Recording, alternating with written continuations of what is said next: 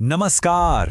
कभी सोचा है कि दुनिया का सबसे पुराना सबसे पुराना जीवित दर्शन कौन सा है? खैर, आज हम उसी अनंत ज्ञान की एक यात्रा पर निकलने वाले हैं जिसे हम सनातन धर्म के नाम से जानते हैं। तो चलिए इसके रहस्यों को मिलकर समझते हैं। लेकिन इससे पहले कि हम आगे बढ़ें, एक सवाल है जो अक्सर लोगों के मन में आता है। क्या बात सनातन धर्म की हो रही है या हिंदू धर्म की? क्या ये दोनों एक ही हैं या अलग हैं?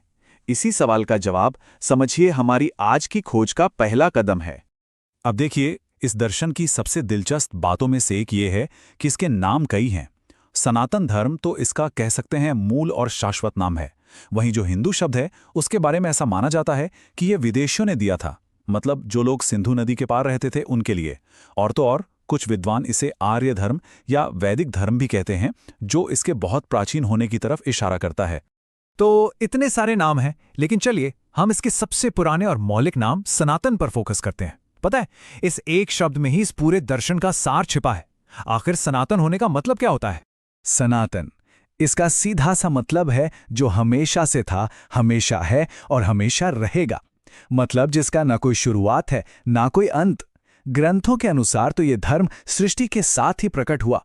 ये किसी एक समय या काल से बंधा हुआ नहीं है, बल्कि ये तो समय से भी परे है।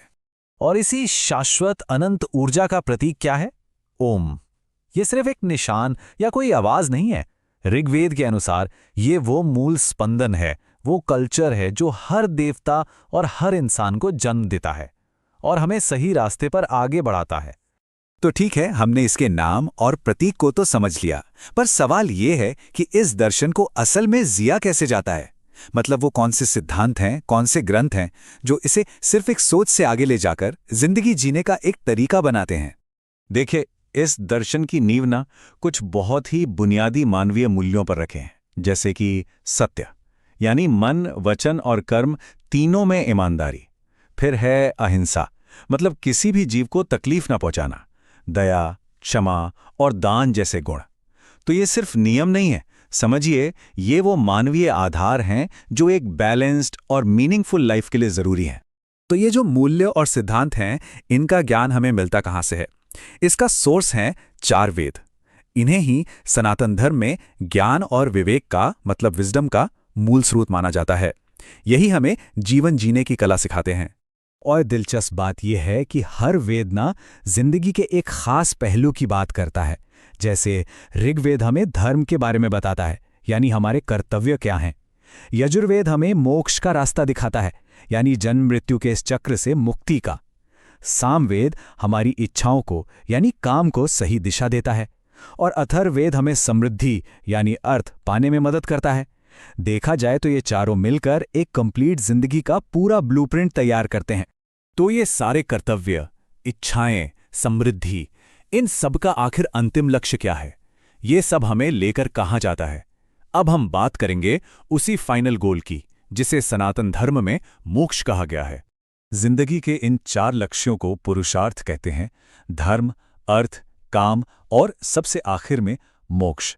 ये एक तरह की यात्रा ही है, जहां एक इंसान धर्म के रास्ते पर चलता है, अर्थ और काम का सही इस्तेमाल करता है, ताकि वो अपने अंतिम लक्ष्य यानी मोक्ष तक पहुंच सके। तो आखिर ये मोक्ष है क्या? इसे मुक्ति की अवस्था यानी स्टेट ऑफ लिबरेशन समझ सकते हैं। ये वो पल है जब आत्मा यानी हमारा अपना अस्तित्व ईश्वर को, यानी उस परम शक्ति को पूरी तरह से जान लेता है। ये खुद को और इस पूरे ब्रह्मांड को पूरी तरह समझ लेने की फाइनल स्टेज है। लेकिन सवाल तो यही है कि इस परम लक्ष्य को हासिल कैसे किया जाए? असलियत की प्रकृति को कैसे समझा जाए? तो चलिए अब सत्य के इसी मार्ग पर आगे बढ़ते हैं। इस परम ज्ञान तक पहुंचने का रास्ता सेल्फ डिसिप्लिन से होकर गुजरता है। इसमें शामिल हैं यम और नियम, जो कि नैतिक और व्यक्तिगत अनुशासन है। एकाग्रता और ध्यान के जरिए मन को फोकस करना, मौन और तपस्या से अपनी इंद्रियों पर कंट्रोल पाना। ग्रंथ तो कहते हैं कि यही वो साधनाएं हैं जो हमें मोक्ष के दरवाजे तक ले जाती हैं, और इनके अलावा कोई दूसरा रास्ता है ही नहीं। और ये रास्ता हमें उस परम सत्य की तरफ ले जाता है जिसे ब्रह्म कहा गया है। इस दर्शन के मुताबिक ब्रह्म और मोक्ष बस यही दोनों एकमात्र और अंतिम सत्य हैं। ब्रह्म को उस अनंत, कभी ना बदलने वाली चेतना की तरह समझ सकते हैं, जो इस पूरे ब्रह्मांड का आधार है, और बाकी सब कुछ बस इसी का एक रूप है।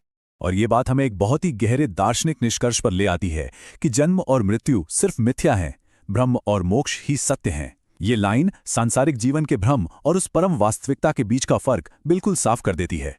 तो ये पूरा विश्लेषण हमें एक बहुत ही गहरे सवाल पर लाकर छोड़ देता है। क्या हमारा ये जीवन, हमारा जन्म और हमारी मृत्यु वाकई में सिर्फ एक भ्रम है?